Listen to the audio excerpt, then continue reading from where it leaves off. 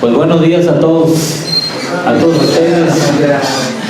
Nos agrada mucho que estén llegando y que ya hayan desayunado también, porque se les ve la alegría ahorita, ¿verdad? ¿Sí? Bueno, es parte de del trabajo formativo también, el comer y sentir y disfrutar la comida, ¿verdad? Bueno, esta mañana vamos a continuar con las actividades que tenemos programado en el marco de las actividades del cuerpo académico de lenguas originarias y educación intercultural, con la intención de seguir fortaleciendo nuestras experiencias de trabajo que hacemos en esta universidad, y con la participación de los colegas que nos han hecho el favor y la amabilidad de visitarnos desde ayer y hoy. Ayer nos acompañó el compañero Luis Brito, que viene de la normal de Texcoco, del Estado de México. Hoy tenemos aquí al compañero David Subero, que él tiene la nacionalidad catalana española, tienes binacionalidad, ¿verdad? Y también eres ya universal porque estás aquí en México. Cosmopolita, ¿verdad? Muy bien. Tiene una identidad diversificada el compañero David. David es de profesión psicólogo. Psicólogo, y ha hecho su experiencia prácticamente en el campo de la docencia. Él es profesor y recientemente está cursando casi los últimos meses, ¿verdad?, del programa de doctorado interinstitucional entre la Universidad de Barcelona y la Universidad de Girona. Es un programa de doctorado en psicología educativa, lo cual nos agrada mucho que nos haya aceptado la invitación en compartir su conocimiento, su experiencia, su capacidad de indagar y sobre todo de socializar el trabajo con ustedes, con nosotros, porque creemos que donde hayan 10 o 20 o 2 o 3, creemos que desde ese momento el acto educativo se convierte en un proceso de aprendizaje también. Entonces, yo les agradezco mucho que hayan venido esta mañana. Nos acompaña el maestro Alfredo, el doctor Domingo, la maestra Marillén, y pues todos ustedes que son parte de la comunidad universitaria también. Entonces, voy a cederle ya el micrófono al compañero David, porque está muy angustiado ya, porque quiere hablar, quiere compartirles su mirada que tiene de su formación académica, y yo espero que ustedes en este transcurso de la presentación de su trabajo puedan ustedes escuchar, resignificar su conocimiento, y que nos sirva de provecho a cada uno de nosotros, ¿verdad? Entonces voy aquí a cederle los micrófonos al compañero David, pero antes yo quisiera que ustedes emotivamente le den un fuerte aplauso al compañero, porque es el único momento.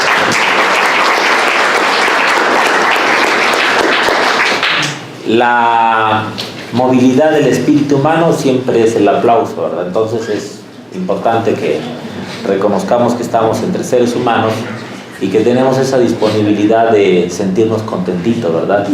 Así como ustedes ya comieron, nosotros vamos a comer aquí con el conocimiento también, ¿verdad? Bueno, muy bien. Gracias. Bueno, primero de todo agradecer al doctor Bastiani el poder estar aquí. Es un placer estar en la Intercultural. No es la primera vez que he estado hoy en Chiapas, ya estuve también el año pasado y también nos acogieron muy bien los profesores de la Intercultural. Es un placer estar con todos vosotros hoy aquí. Yo me voy a saltar el protocolo, es decir, no voy a estar sentado, no me puedo estar sentado cuando explico, me voy a levantar, no voy a utilizar el micrófono, así que desde ahora lo apago y voy a hablar de viva voz. Y mi idea, de alguna manera, es que, ya que los profesores, entre comillas, os han sacado de las aulas para venir aquí, mi objetivo durante esta hora que yo voy a estar intentando compartir lo que yo he estado trabajando en Barcelona, es que de alguna manera tengáis los celulares no, digamos, en las manos y toqueteándolos, sino que podáis tener interés por aquello que yo voy a explicar ahora. Sé que es una hora, es una explicación de alguna manera que utilizaré palabras que igual no estéis acostumbrados. Yo tengo un español de España que hay palabras que seguramente se confunden, un acento diferente, etc. Intentaré ir poco a poco y si hay alguna cosa que no se entiende, por favor, decídmelo. ¿De acuerdo? Porque la idea que sea una conferencia en que yo hable, me gustaría que fuera algo que podamos compartir y que podáis salir después de esta hora de exposición con una visión diferente, con una visión de alguna manera que podáis rescatar experiencias que compartimos aquí, pero que las podéis aplicar en vuestro día a día. Allá, de alguna manera, más allá, digamos, de lo que es la licenciatura que estáis haciendo, pero que os sirva también para la vida. Como decía el doctor Bastiani, yo soy psicólogo. Yo en Barcelona trabajo con jóvenes, he trabajado mucho tiempo con jóvenes que tienen unas ciertas características. Estos jóvenes son en muchos casos, vienen, digamos, de familias desestructuradas, problemáticas. El contexto donde se desarrollan, es decir, los barrios, las comunidades, no son muchas veces los mejores. Hay problemas, digamos, de violencia, problemas económicos, hay problemas también de drogadicciones, hay problemas de falta de motivación y este contexto hace de alguna manera que tengamos una realidad de jóvenes muy concreta y específica. Son contextos urbanos donde yo me desarrollo, ciudades. Entiendo que aquí en la intercultural la visión urbana no se toca tanto, pero me gustaría también que podáis desarrollar puentes entre lo que yo puedo explicar y vuestra realidad, tanto personal como lo que estoy desarrollando aquí en la intercultural, es decir, con la característica indígena, con la característica, digamos, de las diferentes lenguas originarias y comunidades que hay aquí en Chiapas, y de alguna manera podéis extraer este tipo de experiencia que yo creo que os puede ayudar y puede ser interesante para vosotros. Lo que aquí expondré hoy parte de un marco que se llama fondos de conocimiento. Ya veremos qué significa eso de fondos de conocimiento, porque al parecer queda un poco en el aire, ¿no? Lo que sí que queda un poquito más claro es que desarrollamos una pedagogía, es decir, una manera de hacer desde el punto de vista educativo que busca ser congruente, que busca tener elementos de coherencia, que busca estar más cercanos a la justicia social. Es decir, que lo que desarrollamos desde un punto de vista educativo no queda al margen de los jóvenes, de los alumnos, sino que sea importante y significativo y les motive a ellos, ¿no?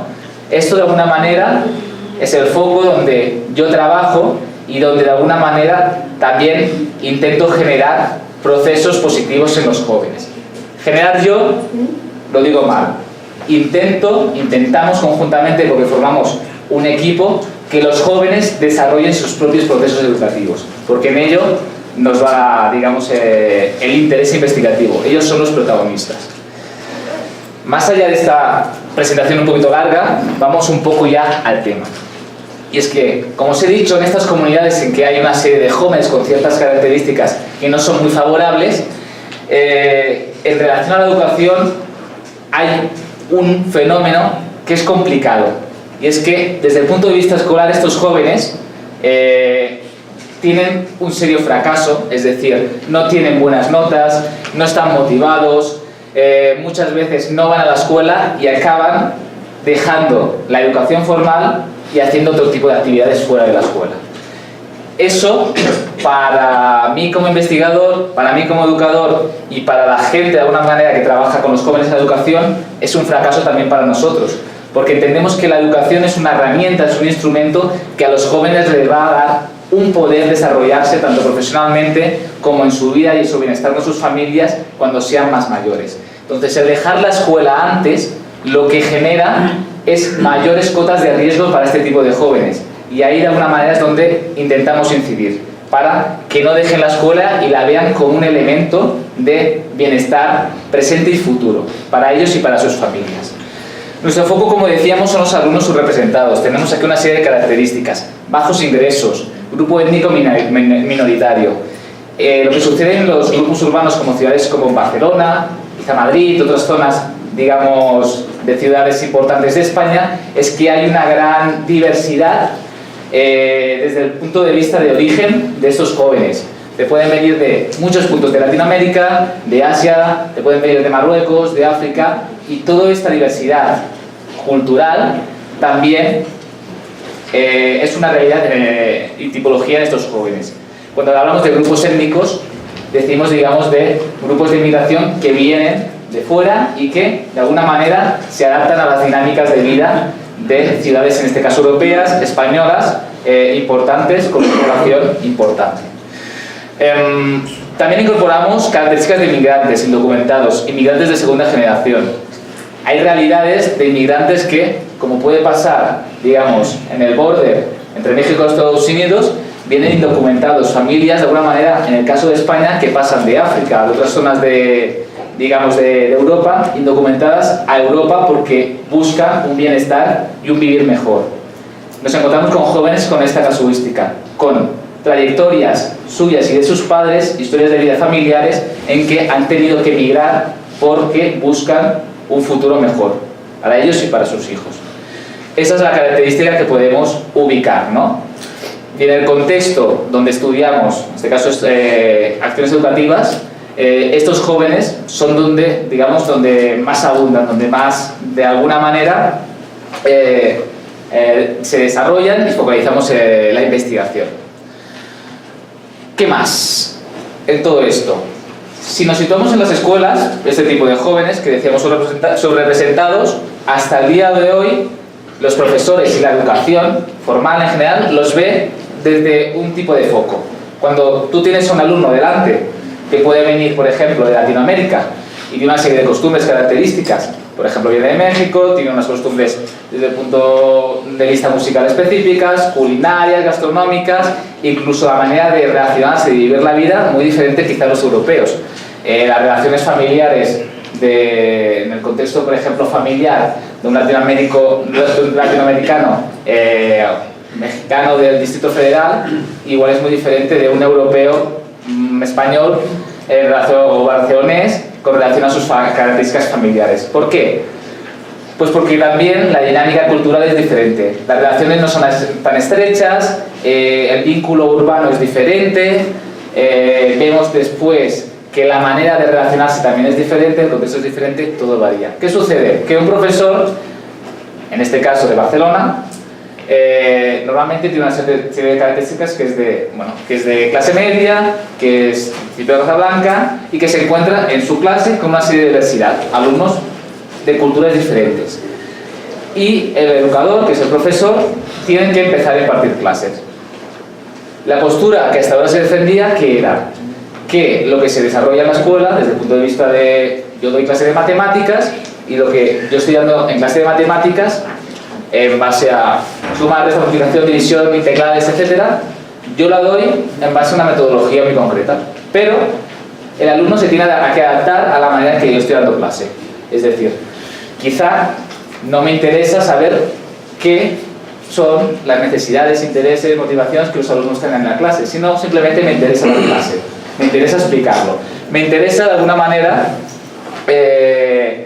demostrar que los conocimientos que se desarrollan en la escuela son los predominantes y que de alguna manera vosotros, los alumnos, os tenéis que adaptar a estos conocimientos sin buscar, como comentamos al principio, puentes de relación.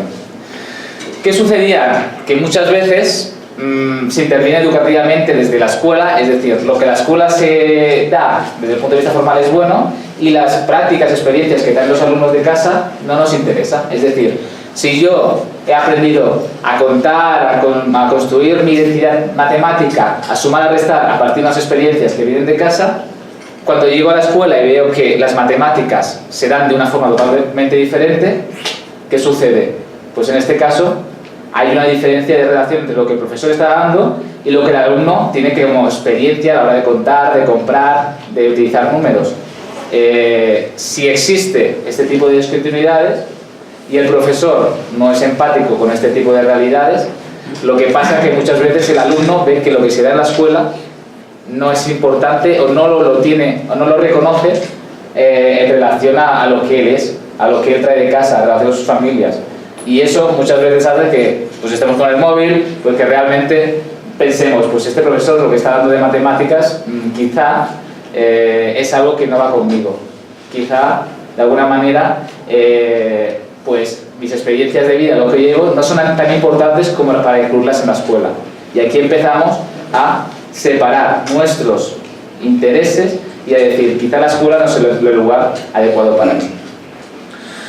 El no incorporar estas experiencias parte de la teoría del déficit cultural. Es una palabra, es un concepto que desarrollamos y que provoca pues que haya mayor distanciamiento, porque los profesores no tienen realmente en cuenta esas prácticas, esas experiencias, esa cultura familiar o esas motivaciones que el alumno lleva. ¿Qué sucedía? Pues que empezaron a generar críticas en el déficit. Pues ¿qué decíamos? Ver a los alumnos como personas que realmente lo que tienen que aprender, lo importante, es en la escuela, aquí hay un problema. Se empezaron a plantear los psicólogos, antropólogos y otro tipo de profesionales que quizá lo que los alumnos hacen de casa es igual de complejo, que decíamos, es igual de lógico y es igual de bien estructurado y aprovechable que lo que se está dando en la escuela. Entonces aquí la cosa cambia. Lo que traéis vosotros ya es válido, ya es importante. Ya no es algo que tengamos que, digamos, dejar afuera cuando entréis en el aula, sino que es importante desde el punto de vista de que lo podemos aprovechar como una herramienta para generar conocimiento formal. Entonces, esto empieza a cambiar, a replantear cosas. Hasta ahora, pues eso, las culturas que llevaban los alumnos de su casa no estaban reconocidas y generaron un impacto negativo. Si empezamos a incorporar lo que es experiencias, prácticas, realidades, fondos de conocimiento, que es lo que vamos a incorporar ahora de nuestros alumnos en lo que es la práctica escolar, la relación entre alumnos y profesores cambia, pero también la relación entre lo que estamos aprendiendo y lo que estamos aprendiendo conjuntamente entre el profesor y el alumno también cambia. ¿Por qué? Porque ya utilizo ejemplos que están más relacionados con vuestras experiencias de vida. Ya utilizo prácticas y didácticas y elementos que ya busco mejores procesos de comunicación para enseñar matemáticas, sumas, restas, multiplicación, incluso para generar otro tipo de conocimientos que no son matemáticas, sino historia, geografía, conocimientos relacionados con la gastronomía, conocimientos relacionados con aquello que me gusta y me interesa, desde el punto de vista de que si mis padres tienen unas características, como decía el profesor Brito ayer en relación al campesinado, o tenía unas características de conocimientos en relación a ser albañil, quizá eso se pueda recuperar en el aula para generar una serie de conocimientos, tanto matemáticos, tanto en el lenguaje, tanto en la geografía, en la historia, etc. Lo que buscamos es recuperar lo que el alumno trae, incorporarlo en una serie de dinámicas y didácticas y extender el aprendizaje que estamos desarrollando en el aula. ¿Sí? Esta es un poco la visión de los fondos de conocimiento y es un poco el marco. Pero vosotros preguntaréis, ¿cómo yo puedo desarrollar eso? ¿Cómo realmente se desarrolla esto en la escuela? Porque realmente tener la idea, el marco teórico, es decir, tenemos la visión de que, bien, queremos incorporar experiencias de nuestros alumnos en el aula, queremos reconocerlos, queremos generar prácticas educativas en nuestros alumnos que sean significativas, que les importe, que realmente cuando salgan de la clase digan, pues esto me ha valido la pena, o digan, pues el profesor ha tenido en cuenta lo que yo valgo como persona, porque estamos hablando de identidades. Esto, ¿cómo realmente lo puedo empezar a estructurar? ¿Cómo un profesor, en este caso un educador, puede empezar a generar prácticas que sean inclusivas? Esa es la pregunta, ¿no? Pues tenemos alguna serie de ejemplos de lo que se empezó a construir en, digamos, en una universidad que es la Universidad de Arizona, y cómo a partir de ahí salieron diferentes prácticas educativas inclusivas en relación a esto. Fondos de conocimiento.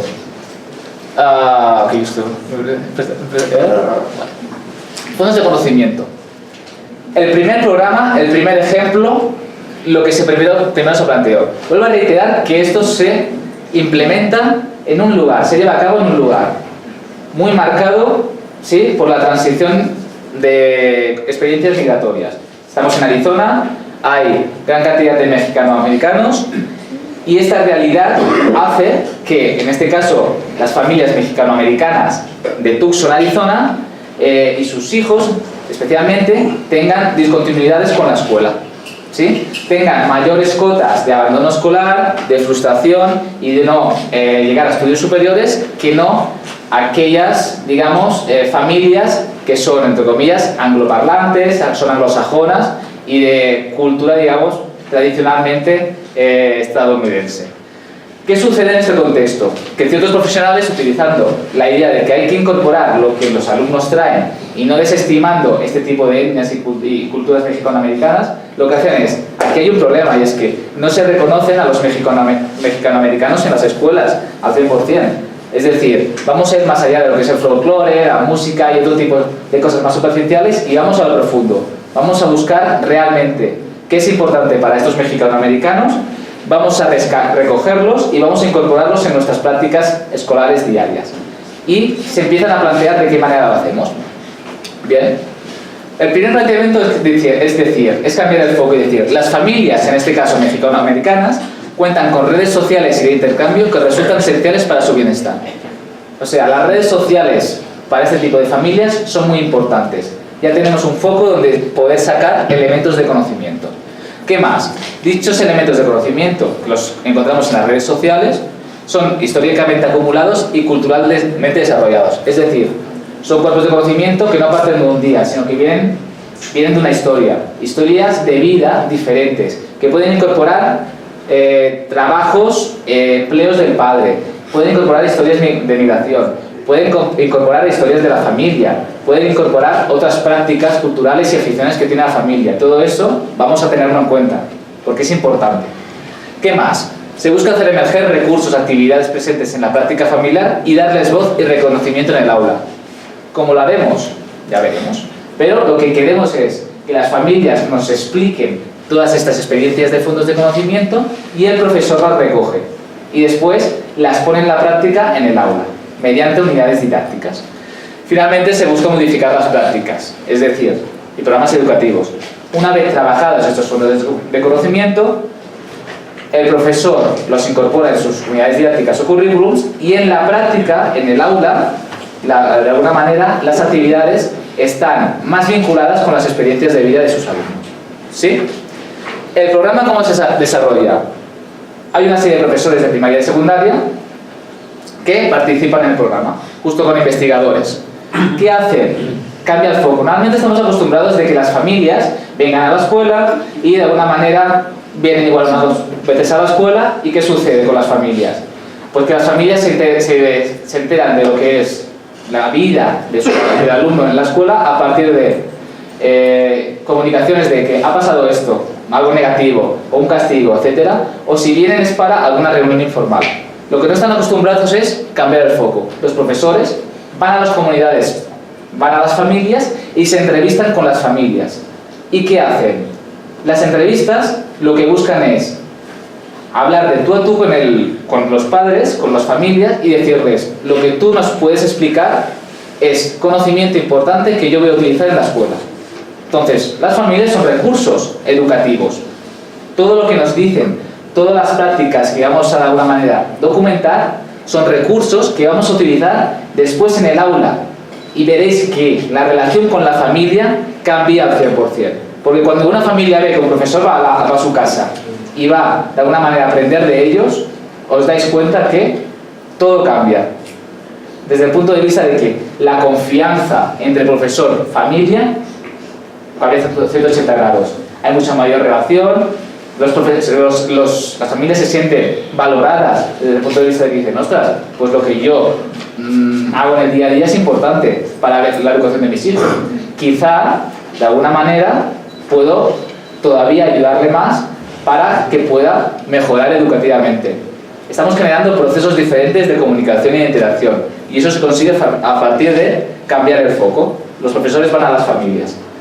¿Qué más? Los profesores desarrollan una serie de entrevistas a partir de preguntas con las familias en que van apuntando y documentando todos estos fondos de conocimiento. Lo que decíamos, trabajo, historias de vida, aficiones, prácticas culturales, qué es aquello que hace la comunidad, qué es aquello que hace conjuntamente con el alumno, con sus padres en el día a día. Todo esto lo documento y después lo comparto grupos de estudio. ¿Qué grupos de estudio son? Diferentes profesores, una vez que han tenido esas experiencias de las familias, se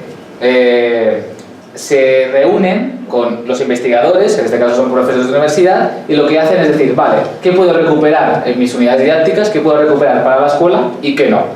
Entonces van diciendo, bueno, pues sí, de alguna manera en este hogar la característica del empleo como el trabajo de construcción es importante, vamos a generar una unidad didáctica relacionada con la construcción. Y a partir de ahí podemos utilizar cuentos relacionados con la construcción, podemos utilizar medidas y podemos utilizar la construcción de una casa en que utilizamos elementos matemáticos, podemos utilizar historia del proceso de construcción, en este caso en Chiapas, si lo situamos, digamos, en la zona del estado. Y podemos incorporar una temática como la construcción de casas, digamos, que pueda ser transversal a todas las asignaturas que estamos llevando a cabo, en pro de que aquello que estamos desarrollando sea interesante para el alumno que tenemos delante. Quien dice la construcción dice otro tipo de prácticas culturales. ¿Sí? ¿Hasta aquí alguna pregunta?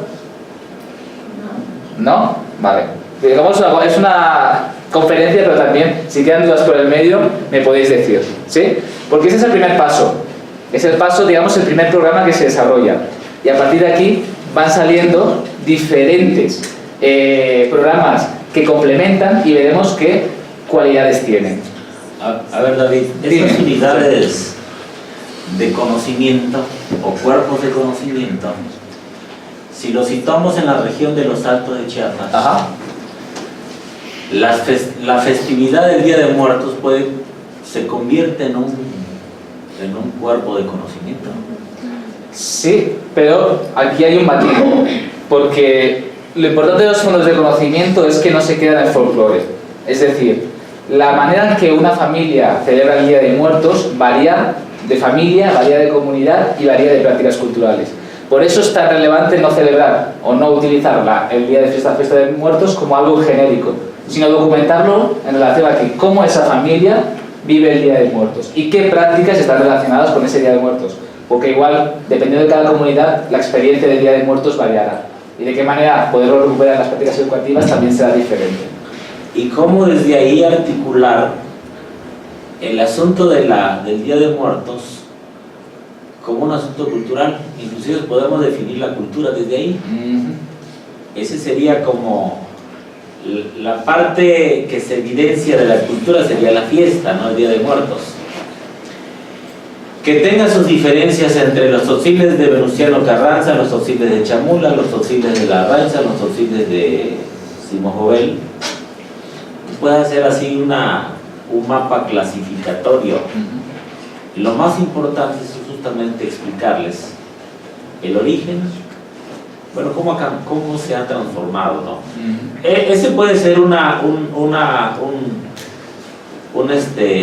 contenido. El asunto de la migración muy latente de la comunidad a la ciudad. San Cristóbal es una ciudad que se ha convertido en estos últimos 40 años en la metrópoli de la región de los Altos. Bueno, nuestra universidad acoge, como dijeran ustedes, a cientos de muchachos que vienen de las comunidades. Muchos de ellos están viviendo en la zona conurbada, con los familiares, con los tíos, con los primos. Algunos están rentando, o sea, desde ahí puede ser otro componente educativo, ¿no? El tema de la migración, la cuestión de la deforestación ecológica, o sea, cosas como esas que hagan que la actividad se vuelva lúdica, porque es lo que busca el fondo de conocimiento. Lo que yo entiendo es justamente plantear necesidades de aprendizaje locales y llevarlas a otros ámbitos. Ajá, exactamente. Muy bien, continúa. Sí, y lo importante de esto, gracias doctor por la intervención, es que esas experiencias, decíamos por ejemplo la deforestación, decíamos el Día de Muertos, tienen que ser apropiadas por el propio alumno. Es decir, muchas veces hablamos con que, en el caso de las comunidades indígenas, tienen que tener esto que les interese. Y quizá a estas comunidades indígenas no les interesa, o a los alumnos que tenemos delante no les interesa eso. Que sea de una comunidad indígena no quiere decir que sea interesante para ellos una práctica social indígena, otra, etc. Entonces, lo importante no es tener una visión en general de lo que es o que intentamos ver sobre aquella comunidad indígena, sino qué es importante para los alumnos que tenemos delante. Porque igual para esos alumnos, aunque vengan de comunidad indígena, lo que es importante es que el FC Barcelona ha ganado la Champions en ese momento. Y quizá nos centramos en el deporte, en el fútbol y en aquello que realmente le es relevante. Entonces, muchas veces partimos de prejuicios que no están, digamos, con los intereses reales de aquellos alumnos. Quien dice Barcelona le dice los elementos de moda y dice otras características. Pero nos interesa saber qué podemos rescatar. Y fue uno de los elementos también que se le empezó a criticar a los fondos de conocimiento de las demás familias. Porque, bueno, podemos compartir experiencias con nuestras familias, desde el punto de vista de prácticas culturales, desde el punto de vista de intereses, pero hay veces que no, que lo que le interesa a mi padre o lo que le interesa a mi madre no me interesa a mí. Lo que le interesa, digamos, a mi padre que trabaja como campesino, igual a mí lo que me interesa pues es cantar o es de alguna manera escribir poemas.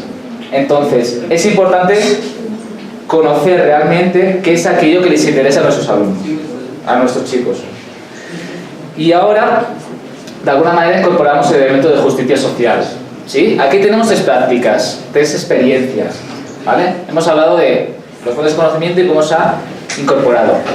Aquí partimos un poco de cómo los alumnos son agentes activos de sus conocimientos. No están aquí mirando de alguna manera un programa de justicia social, sino que ellos investigan, ellos son los protagonistas, ellos salen a la calle y cuando vuelven aquí tienen que ponerse aquí delante y exponer de una manera fluida aquello que han investigado y aquello que les ha interesado. Entonces ya no es tan fácil de ponerme aquí, estoy mirando cómo aquí David Chubero me está diciendo una charla y estoy mirando el móvil y no pasa nada. No, lo importante es que después de salir a investigar, me voy a una comunidad, a algo que a mí me interesa, vuelvo aquí y tengo que demostrar con datos delante de diferentes personas que pueden ser alumnos o pueden ser profesores o pueden ser miembros de la comunidad, porque lo que yo he investigado y lo que a mí me preocupa es importante. Y ese cambio ya no es el alumno de que está haciendo diferentes actividades y grados pasivamente y empieza de alguna manera a hacer sus exámenes pasivamente y va pasando de curso, sino que el alumno se implica en aquello que le interesa. Y cuando el alumno se implica y sale aquí y lo comparte, la visión cambia. Porque tiene que defender y argumentar aquello que ha ido a investigar. Y cuando uno habla, cuando uno reflexiona y cuando uno lo comparte, ya os digo yo que aprende rápido. Y ponerse aquí delante no es igual que estar ahí sentado y escuchar. Y el alumno empieza a cambiar su identidad. Porque ya no es una identidad pasiva, sino empieza a salir aquí a justificar. Quien dice aquí va a las comunidades y va a defender aquello que le preocupa y le interesa. Veremos de qué manera. Esa es un poco la filosofía de uno de los programas que se llevaron a cabo en este caso en Tucson, que buscaba comprometer a jóvenes latinos con su proceso educativo. Situamos la realidad de que había fracaso escolar, de que los jóvenes latinos en Arizona, en este caso en Estados Unidos, tenían mayores cotas de fracaso escolar, es decir, abandonaban la escuela porque no se sentían reconocidos en la escuela y aquello que les interesaba no lo podían desarrollar en la escuela, no era un instrumento válido. ¿Qué sucede? Que se empiezan a generar programas para que estos latinos puedan utilizar aquellos intereses y experiencias que muchas veces están fuera de la escuela e incorporarlas en la escuela y de la escuela sea una herramienta válida para ello y encima los evalúen y lo valoren. ¿Cómo se hace eso? Ideológicamente es muy fácil, teóricamente es muy fácil. El programa iba de esta manera. Como os comentaba, los alumnos empezaban a construir aquello que llevaban dentro y les interesaba incluso aquello que veían que en relación a la educación veían que había desigualdades, les preocupaba. ¿Por qué? De alguna manera yo no puedo tener las mismas posibilidades que un joven anglosajón. ¿Por qué con mi realidad yo no puedo desarrollarme en la escuela? Porque veían que había limitaciones. Ellos veían todo esto, porque ellos tenían experiencias educativas que eran importantes, que eran positivas y que eran muy potentes, pero no estaban reconocidas. Cuando le das la voz a los estudiantes y empiezan a decir todo esto, que empiezan a desarrollar en otros contextos y lo incluyes en la escuela, Este joven latino que tú tenías una visión de que igual no sabe la lengua, igual siempre le gustan más cosas, igual no puede llegar a hacer esto, cuando empieza a hablar, igual este joven latino tiene las mismas capacidades que otros, que son anglosajones. Y aquí empieza de alguna manera a reconocerse esa experiencia por parte de ellos. Bien, ¿cómo lo hacen? En el proyecto ellos identificaron un rasgo, y era el racismo. El racismo no típico, el racismo de piel, sino el racismo en muchas cosas del ámbito de su vida. El racismo de mirarles mal por cómo hablaban, se hablaba español. El racismo por mirarles mal del barrio de que venían. El racismo por mirarles mal por aquello que les gustaba, por lo que les interesaba, por la vestimenta. Eso es racismo. Y eran elementos que ellos iban identificando. Pero ellos no decían que era racismo. Ellos se sentían mal, tenían experiencias negativas en relación a la educación. Yo no me siento a gusto aquí, en la escuela, no me siento a gusto. Cuando empiezan a estructurar y a trabajarlo en la actividad, lo que hacen es empiezan a hablar y decirlo. Empiezan a apropiándose del discurso de aquello que les hace estar mal en la escuela. Y van saliendo cosas, pues no estoy a gusto porque pasa esto, salen problemáticas. Y lo que hace de alguna manera aquí los profesores es poner las problemáticas encima de la mesa, identificarlas, decir que esto, para cambiarlo, tienen que ser ellos los protagonistas y desarrollar una investigación sobre estas causas en la escuela. Ya no es tan fácil. Identifico qué está pasando, paso de que me encuentro mal en la escuela y que la escuela, digamos, no me gusta y no vale para nada, a utilizar la escuela para cambiar la realidad. Porque ya empiezo apropiándome del lenguaje y ya empiezo a poner nombre a aquello que me está pasando. Los estudiantes son los que están desarrollando las investigaciones. Son ellos los que van a documentar realmente esas experiencias que pasan. A partir de datos, es decir, desde el punto de vista de experiencias, de análisis de datos, ¿qué hacen? Lo documentan, lo escriben, hacen entrevistas a otros jóvenes que pueden tener las mismas experiencias. Hablan quizá con los profesores. ¿Cómo entienden ellos que pasan elementos o características que ellos dicen de racismo? Y después, cuando hacen todo ese trabajo estructurado, y son ellos los que de forma autónoma desarrollan el proyecto, lo que falta o lo que pasa es que en encuentros, que decíamos encuentros como puede ser un encuentro, digamos lo que estamos desarrollando ahora, exponen aquella investigación que han desarrollado. Aquí están los pasos. Son alumnos de tercero a cuarto grado, de una clase de 20 latinos. Desarrollan espacios de conversación en que emergen voces silenciadas de los estudiantes. Yo no estoy a gusto en la escuela, ¿por qué? Lo afrontamos directamente. Muchas veces nos lo silenciamos, no decimos por qué no estoy bien en la escuela. Me pasa esto, me pasa esto con este profesor, no estoy de acuerdo con esto, me pasa esto con esta persona, etc. Lo documentamos, lo sacamos afuera, o me pasa esto en mi casa, en mi familia, y aquí reacciono de esta manera. Lo sacamos, lo extrapolamos. ¿Qué es importante también? Ejercicios preliminares para la apertura de experiencias. No a todos nos es fácil decir lo que nos pasa. Muchas veces decimos, esto me lo callo, ¿para qué voy a comentarlo con el compañero de al lado si no tengo la confianza, etcétera? Desarrollamos dinámicas, actividades para intentar que el alumno se abra y que esté en un contexto de confianza, porque eso es importante para decir lo que nos pasa. Aquí hay una serie de instrumentos como poemas, historias, narrativas que muestren la historia de vida de los estudiantes.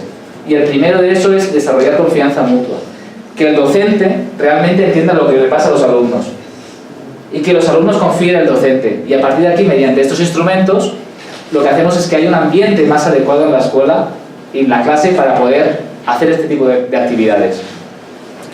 Una vez hay esta confianza, desarrollamos proyectos de investigación. Es decir, el alumno hace la investigación. Y la investigación se defiende aquí. Y la característica de los encuentros es que no solo están los alumnos o los profesores, sino que lo abrimos a las familias, a las comunidades, incluso a representantes políticos también. Porque si estamos denunciando cosas que están sucediendo aquí, en el aula, y que muchas veces no solo afectan al aula, sino también afectan a cómo está la estructura de la escuela, de la universidad o de aquel centro donde estemos, también hay que denunciarlo a aquellos representantes políticos que tienen, de alguna manera, responsabilidades y que muchas veces no la ejercen. ¡Upa!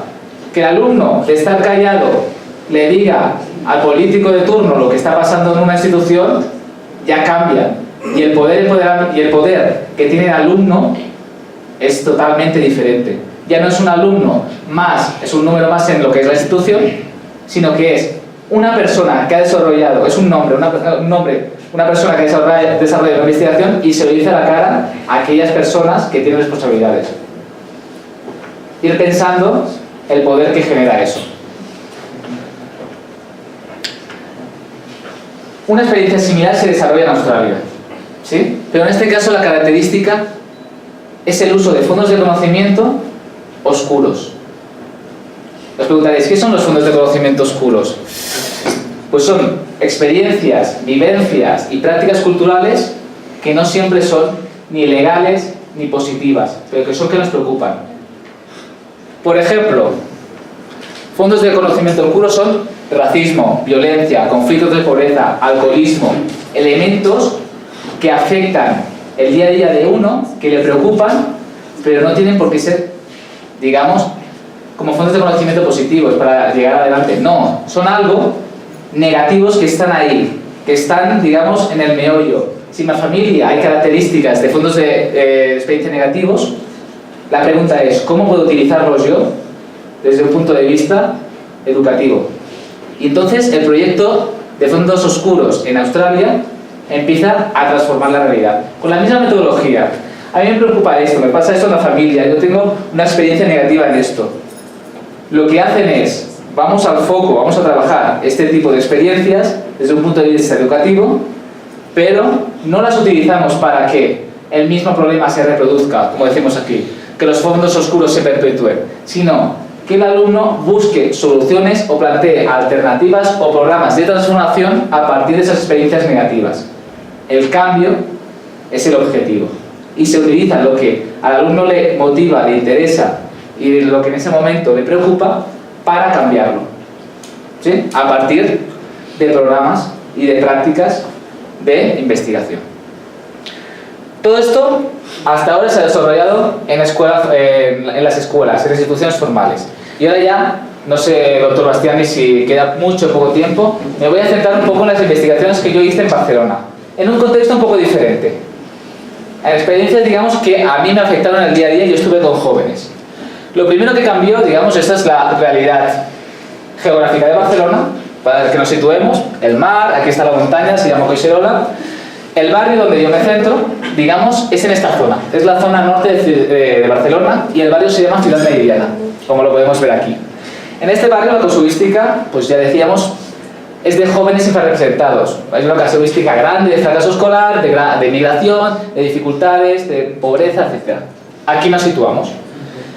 Y la diferencia del proyecto en relación a los anteriores es que ya no se lleva a cabo en la escuela, sino que se lleva a cabo en espacios de tarde, que son educación no formal, con actividades que llevan educadores. No es en la escuela, sino son actividades que llevan a cabo, diríamos, extraescolares.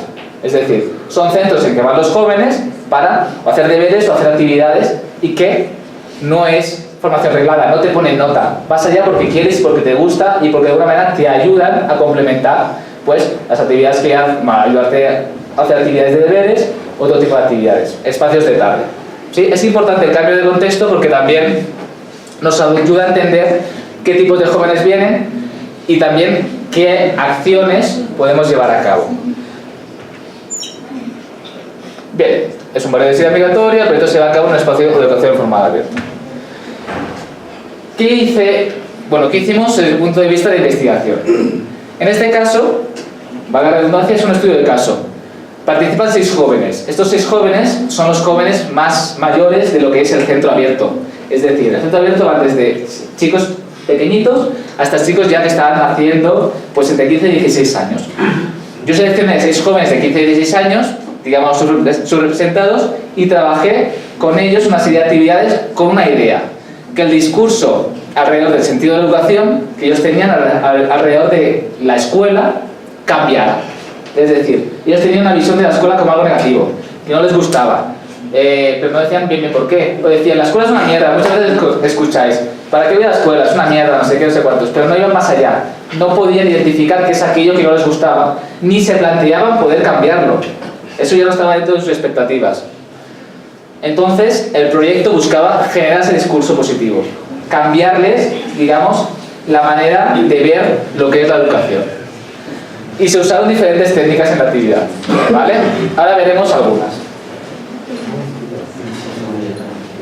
Esto que hay aquí, ¿sí? ¿Qué es esto? Os pregunto. No escucho. Una espiral. Ah, pero usted es alumno, doctor. Ah. Sí, es una espiral. ¿Veis? Es una plana que está ahí dando. Es un folio con vueltas. ¿Y qué dijeron los alumnos cuando les. Bueno, los jóvenes cuando les das esto? Dijeron, ¿qué es esto? ¿Para qué me sirve esto? Ah, una espiral en sí no sirve para nada. Pero si le indicamos que aquí incorporen una serie de elementos, vamos a ver cuáles. Estamos trabajando con ellos que se conozcan mejor, que construyan identidades.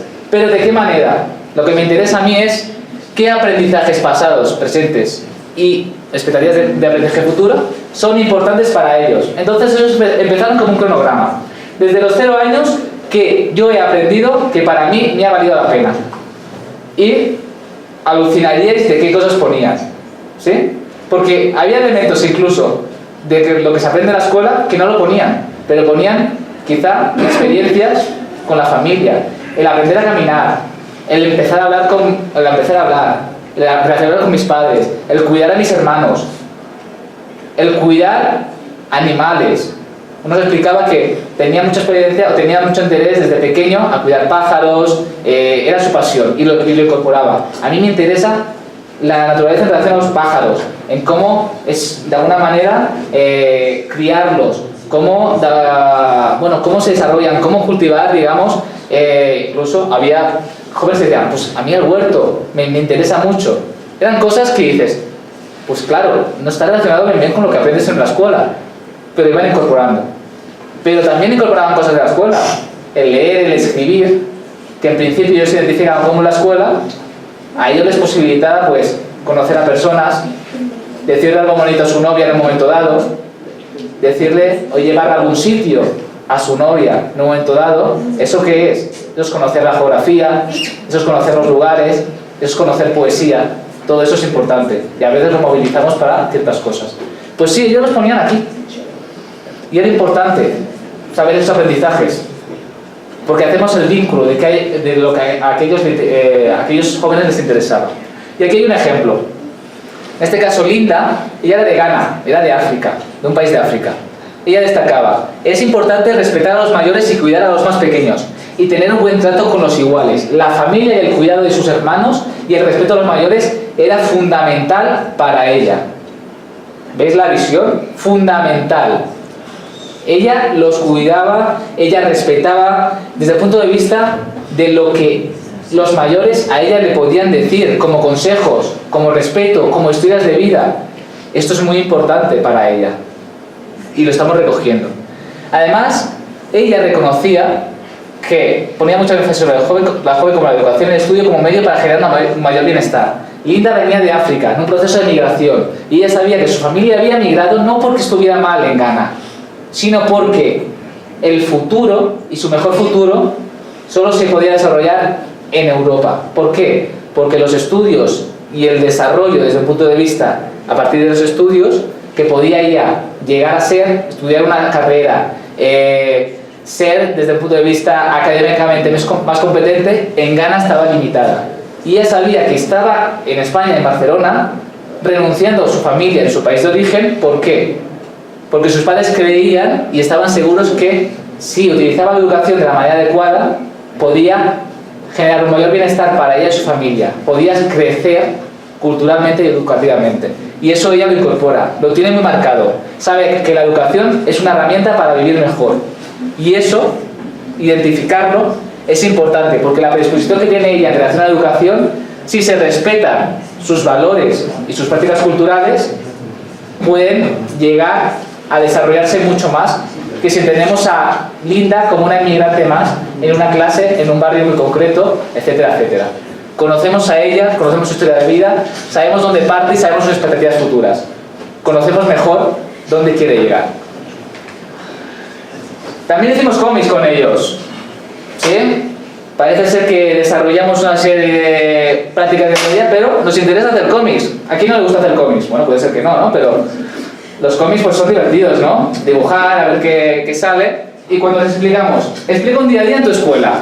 En este caso fue a Marian, le dijimos, explica, pues, qué sucede en tu escuela, qué quisieras cambiar. Y es curioso, porque ella explica, bueno, esta es mi escuela y esta es la clase de inglés. Y el profesor de inglés lo dibuja como si fuera, en este caso, un vampiro, lo dibuja como algo negativo, como si fuera un Joker, como un monstruo, ¿no? Y ella como que genera, digamos, esa distancia con el profesor. Es que, qué aburrido, es que siempre es lo mismo, es que no me dice nada. Y lo dibuja, digamos, lo identifica con zetas, que es como me duermo en clase, no me dice nada, a mí no me llega.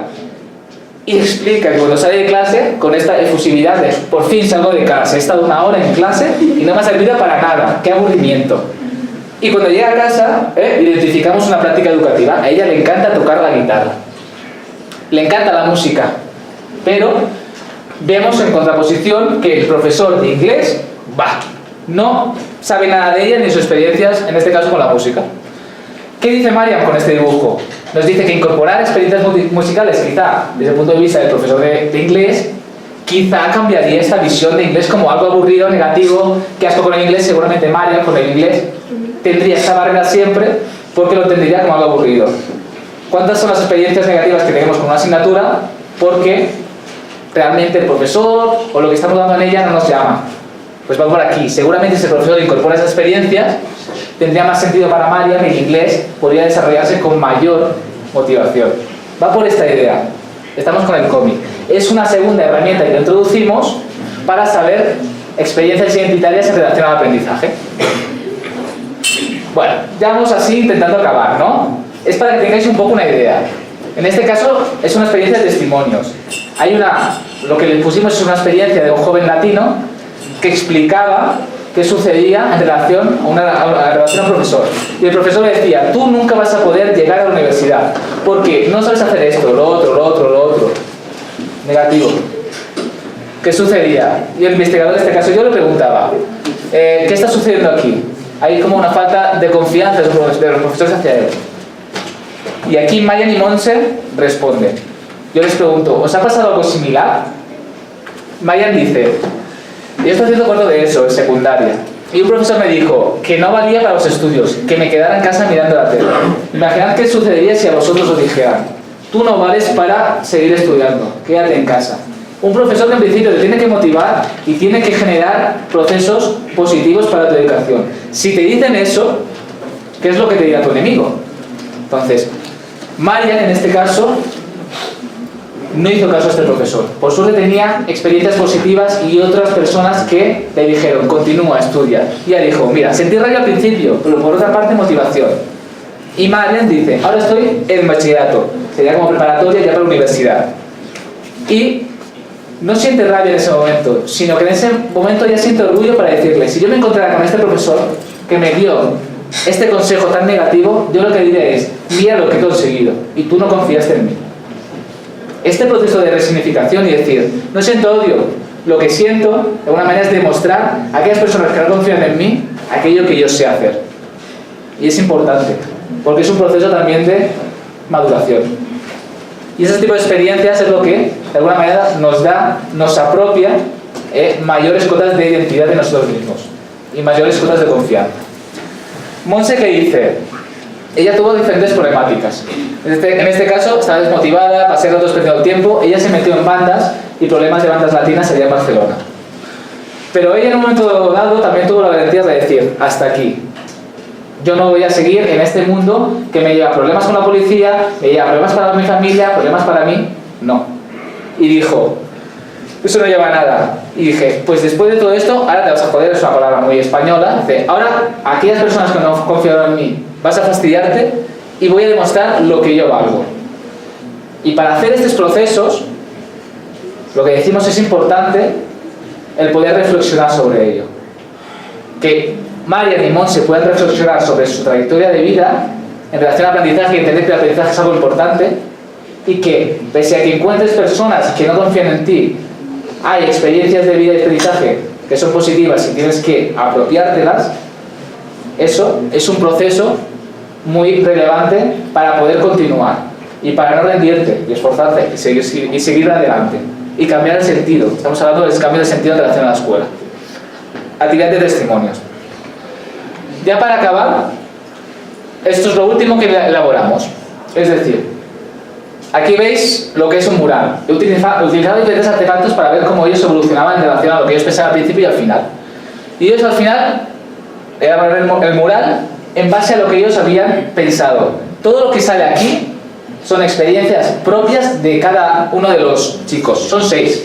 1, 2, 3, 4, 5, 6. ¿Ok? Y ellos incorporaban expectativas en relación al aprendizaje.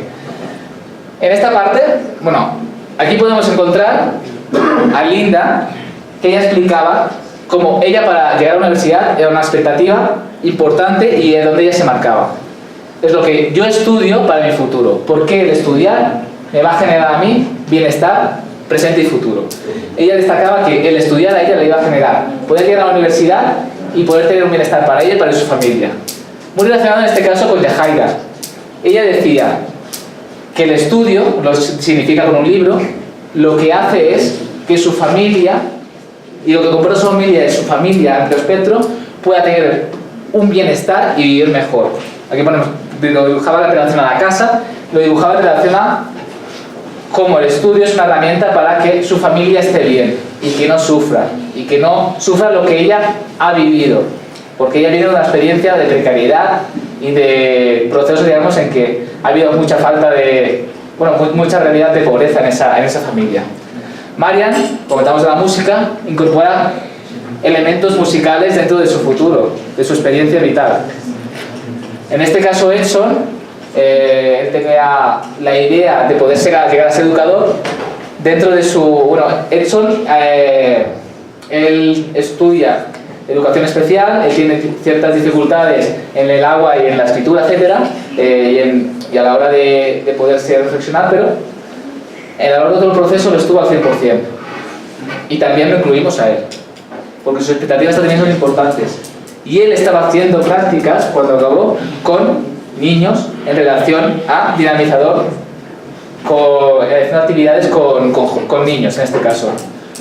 Vemos que de alguna manera, aunque tengamos dificultades específicas, en este caso hecho, pues tiene dificultades en el aprendizaje, pues también a su modo iba desarrollándose y iba incorporando esas expectativas a su práctica diaria. ¿Okay? Y aquí ya situamos un poco el muro, ¿no? A veces el muro de las dificultades que no solo nos ponemos nosotros, que también, sino los que nos ponen nuestra realidad cultural, es un muro que vemos infranqueable, pero aquí abrimos las puertas. A partir del aprendizaje y a partir de experiencias positivas, vamos abriendo pequeñas puertas para llegar a ser y llegar a hacer lo que queremos. Y eso lo empezaron a estructurar en este mural, que fue un poco el mural final. Aquí finalmente no sé si saldrá, pero tendremos que saber. Bueno, aquí no sale en este momento, pero aparecía un poco el proceso de diferentes nuevas actividades en que ellos se veían de alguna manera en el inicio de la presentación de la actividad y al final acabando con lo que era el mural, ¿no? En cada una de las actividades habían fotos y había pequeñas experiencias que iban situándose y este mural lo que evidenciaba era su trayectoria de aprendizaje, ¿no? Ellos lo recordaban. Ah, sí, pues yo hacía esta actividad cuando hice esta sesión y me acuerdo que trabajamos esto de esta canción identitaria o trabajamos esto del tema del cómic y después lo relacioné con mi experiencia vital, etcétera. Para ellos era muy importante poder recordarlo, ¿no? También a través de esta experiencia. Como conclusión, ya cerrando, ¿qué podemos rescatar? Que a través de estas experiencias en relación a la justicia social debatimos temas sociopolíticos fundamentales, incluso también temas de cambio de expectativas en relación a la educación. Y eso hace cambiar también la visión de los alumnos en relación a la educación y en relación a lo que ellos pueden llegar a hacer. Su identidad cambia. De decir, no me interesa la educación porque no es para mí, a decir, utilizo la educación para cumplir mis objetivos. Y eso es un cambio. Sentido de agencia. Yo me siento